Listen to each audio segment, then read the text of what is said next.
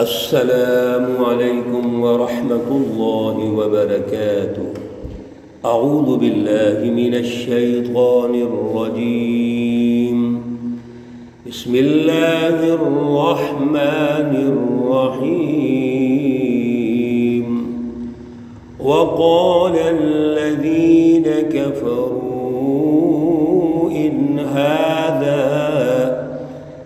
إن هذا إلا إفك افتراه وأعانه عليه قوم آخرون فقد جاءوا ظلما وزورا۔ صدق اللہ العلی العظیم۔ اللهم صل على سيدنا ومولانا محمد النبي الأمي وعلى آله وأصحابه وبارك وسلم عليه۔ معزز سامعین و سامعات، سورۃ الفرقان پارہ نمبر 18 آیات مقدسہ نمبر 4 اور 5 ہیں۔ اللہ رب العزت ان آیات کا فہم اور شعور عطا فرمائے اور عمل کی توفیق اور صلاحیت عطا فرمائے۔ گزشتہ درس میں اللہ نے اپنی بالادستی کو اور اپنی حکمرانی کو ارشاد فرمایا کہ اس آسمان اور زمین پر میری حکومت ہے، اختیارات ہیں، یہ میری ملکیت ہے۔ اور یہ جو شیطانی جماعتیں ہیں، مشرکین، کفار، منافقین، یہ تو بیچارے خود پیدا شدہ ہیں، یہ اللہ کی مخلوق ہیں، لہذا ان میں تو اتنی بھی ہمت اور صلاحیت نہیں ہے کہ کوئی نفع اور نقصان اپنا کر سکے، نہ یہ موت کے حوالے سے کوئی اختیارات رکھتے ہیں کہ کسی کو مار دیں، نہ زندہ کرنے کے حوالے سے اختیارات رکھتے ہیں، اور نہ ہی جب اللہ دوبارہ اٹھائیں گے تو ان کے پاس اختیارات ہیں کہ وہ کسی کو اٹھا لیں یا نہ اٹھائیں۔ یہ اللہ کا ایک قدرتی نظام ہے، وہ نظام چل رہا ہے اور قیامت تک چلتا رہے گا۔ یہ انسان تو اتنا بھی مالک نہیں ہے۔ یا ایھا الناس ضرب مثل فاستمعوا له وَإِن يَسْلُبْهُمُ الذِّبَابُ شَيْئًا لَا يَسْتَنقِذُوهُ مِنْهُ۔ اگر ایک انسان کھانا کھا رہا ہے، اس کے کھانے پر ایک مکھی آ کے بیٹھ جائے اور وہ اس کھانے سے کچھ حصہ اٹھا کے لے جائے، یہ انسان اس کے منہ سے، اس مکھی کے منہ سے، کسی مچھر کے منہ سے، یا کسی چھوٹے سے چھوٹا جانور جو اللہ کی مخلوق ہے، انسان کے سامنے کوئی حیثیت نہیں رکھتا، وہ اس کے کھانے سے اٹھا کے لے جائے کچھ، تو اس کو یہ اتنا اختیار نہیں ہے کہ اس سے چھڑا کے واپس لے آئے۔ پھر یہ انسان کتنا تکبر اور فخر اور غرور کرتا ہے۔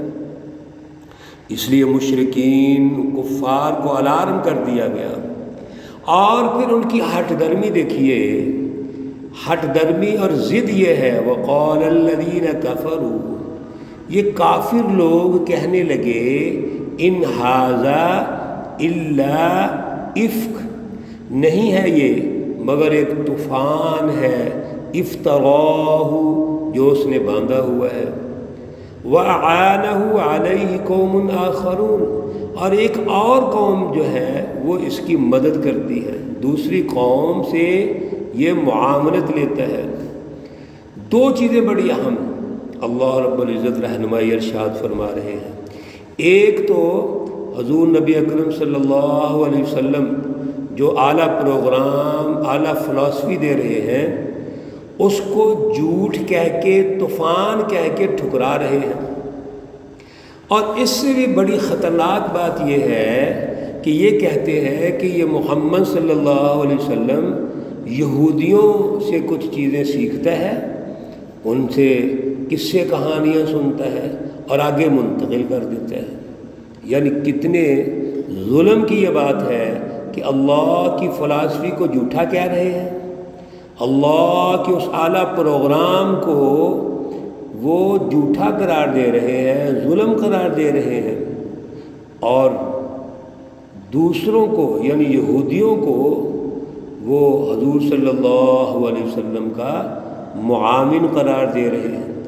یہ افتراء، کذب، جھوٹ، یہ اصل میں ان کا خود ساختہ تھا، خود انہوں نے پیش کیا تھا۔ آپ غور کیجئے، کیا چند یہودی جو غلام ہیں وہ اس طرح کا کلام لا سکتے ہیں؟ جو کلام الہی ہے، اللہ کا کلام ہے، یہ کوئی انسان کر سکتا ہے؟ اللہ رب العزت نے تو چیلنج دے دیا تھا، وَإِن كُنتُمْ فِي رَيْبٍ مِّمَّا نَزَّلْنَا عَلَىٰ عَبْدِنَا فَأْتُوا بِسُورَةٍ مِّن مِّثْلِهِ، اگر ہے تمہارے اندر جرأت تو آپ اس جیسی کو ایک چھوٹی سی صورت بنا کے لے آئے۔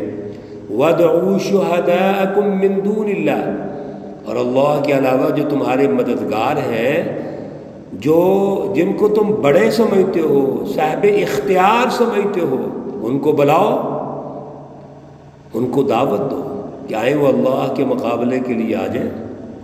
اس لیے یہ بہت بڑی حقیقت ہے کہ اللہ کی اعلیٰ فلسفی کو جھٹلایا، اللہ کی اعلیٰ شعور اور نظریے کو جھٹلایا، اور انسانوں کو غلام بنانے کے لیے ظلم کا نظام قائم کر دیا۔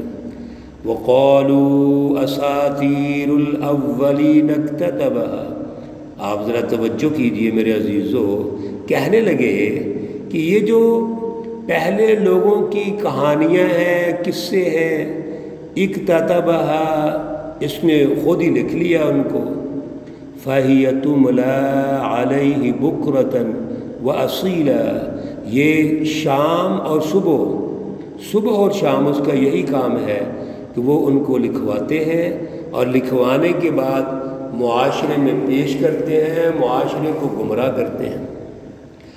اللہ رب العزت کی رہنمائی کو جھوٹ کہہ رہے ہیں۔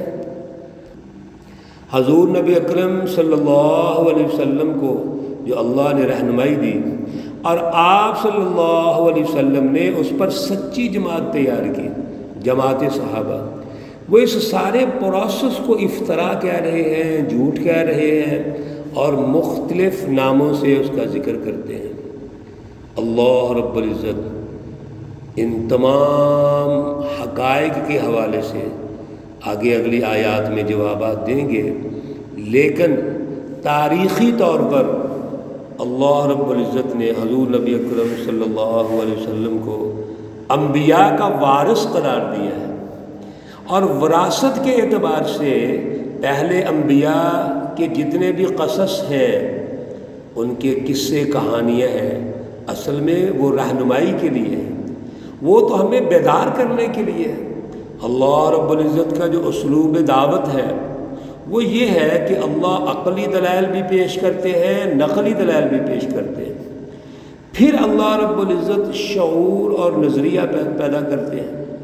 اس لیے اللہ رب العزت نے جو جتنے انبیاء کے قصص ہیں، قصے کہانیاں ہیں، وہ تو ہماری رہنمائی کے لیے ہیں، وہ دلائل ہیں اصل میں کہ ماضی میں اللہ کی سچی جماعتیں کیسے غالب ہوئیں، اور جو حزب الشیاطین ہیں، شیطانی جماعتیں ہیں، وہ کیسے ناکام ہوئیں۔ اللہ رب العزت نے حضرت ابراہیم علیہ السلام کا جتنا واقعہ ارشاد فرمایا، اس تمام واقعہ سے ایک ہی بات ہمارے سامنے ہے کہ ابراہیم علیہ السلام اللہ کے نمائندے ہیں، سچی جماعت کے وارث ہیں، جانشین ہیں، اور سچے لیڈر اور قائد ہیں، اور مقابلے میں کون ہے؟ نمرود، ظالم بادشاہ جو انسانوں کو غلام بناتا ہے، محکوم رکھتا ہے، اپنے آپ کو ان کا خدا سمجھتا ہے۔ مقابلہ ہوا، اللہ نے ابراہیم علیہ السلام کو فتح سے ہمکنار فرمایا ہے۔ اسی طرح موسیٰ علیہ السلام کے دور کا فرعون ہے، قرآن پاک میں وہ سارا واقعہ تفصیل سے لکھا ہوا ہے، اب وقت نہیں ہمارے پاس، کمی ہے وقت کی۔ پھر آپ حضور نبی اکرم صلی اللہ علیہ وسلم پر آ جائیے۔ اب آپ اللہ کے آخری نبی، تمام انبیاء کے وارث ہیں، جانشین ہیں۔ اب ضرورت اس بات کی ہے کہ پہلے انبیاء کرام کے جو حقائق ہیں، ان کے ادوار ہیں مختلف قسم کے، ان کے معروضی حالات ہیں، ان کو بیان کیا جائے اور ان سے دلائل حاصل کیے جائیں۔ ان ریفرنسز کے ذریعے سے دور حاضر میں ہم نے کیسے آگے بڑھنا ہے۔ اس لیے اللہ رب العزت نے ارشاد فرما دیا کہ اساطیر الاولین، جو پہلے لوگوں کے قصے ہیں، کہانیاں ہیں، یا جو چیزیں انہوں نے نقل کی ہیں، ان کی تاریخ ہے، اس کے بارے میں غلط فہمی یہ پیدا کر دی کہ یہ خود لکھواتے ہیں اور یہودیوں سے لکھواتے ہیں۔ میرے عزیزو، آج بھی دور حاضر میں اس بات کی ضرورت ہے کہ ہماری وابستگی تاریخی طور پر انبیاء کے ساتھ، سب سے پہلے ہماری وابستگی حضور نبی اکرم صلی اللہ علیہ وسلم تک جانی چاہیے، پھر اوپر انبیاء علیہ السلام تک وہ سلسلہ جاری ہوگا۔ یہ وہ تاریخی حقائق ہیں جو ان انبیاء علیہ السلام سچی جماعتوں اور فرعون، نمرود، ابو جہل جھوٹی جماعتوں کا مقابلہ ہوتا ہے۔ اللہ نے سچی جماعت کو غالب کیا، اس کو فتح یاب کیا ہے۔ مغلوب کون سی جماعتیں ہوتی ہیں؟ جو جھوٹی ہوتی ہیں۔ اس لیے یہاں سے ایک اور نقطہ مل گیا کہ ہمیشہ اپنی گفتگو کے لیے تاریخی ریفرنسز ذہن میں رکھنے چاہیے۔ دوسرا نقطہ یہ مل گیا کہ کسی بھی قوم کا اپنی ماضی کی تاریخ سے بہت گہرا تعلق ہوتا ہے، گہری وابستگی ہوتی ہے۔ کیوں؟ وہ اس ماضی کی تاریخ کو سامنے رکھتے ہوئے حال اور فیوچر کی پلاننگ کرتے ہیں، وہ اس پر غور و فکر کرتے ہیں۔ اس لیے جتنے واقعات ہیں اصل میں انسانیت کی رہنمائی کے لیے ہے۔ اللہ رب العزت ہمیں سمجھ اور شعور عطا فرمائے۔ ہم نے اپنے والدین کے لیے دعا پچھلے درس میں عرض کی تھی، اور جس میں مومنین کا بھی ذکر ہے، اپنے لیے بھی ہے، اور بطور خاص جو دعا ہے والدین کی، آج اس کو بھی شامل کیجیے۔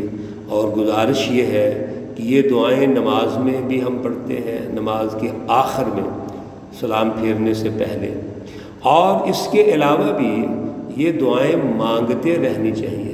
جب بھی دعائیں کریں اپنے والدین کو سب سے پہلے شامل کریں۔ ربنا اغفر لی ولوالدی وللمؤمنین یوم یقوم الحساب رب ارحمهما کما ربیانی صغیرا رب ارحمهما، اے میرے پروردگار ان دونوں والدین پر رحم فرما، کما ربیانی صغیرا، جس طرح انہوں نے میری بچپن میں پرورش کی، میرا خیال رکھا۔ یا اللہ، اب میرے والدین بوڑھے ہیں اور یا آج تیرے پاس آ چکے ہیں، تو یا اللہ تو ان پہ رحم فرما۔ اللہ رب العزت تمام مرحومین و مرحومات کو جنت الفردوس میں اعلیٰ مقام عطا فرمائے۔ اللہ رب العزت تمام بیماروں کو شفائے کاملہ عاجلہ مستمرہ عطا فرمائے۔ ربنا تقبل منا انك انت السميع العليم وتب علينا انك انت التواب الرحيم، وصلى الله تعالى على النبي الأمي محمد وعلى آله وأصحابه أجمعين برحمتك يا أرحم الراحمين۔ السلام عليكم ورحمة الله وبركاته۔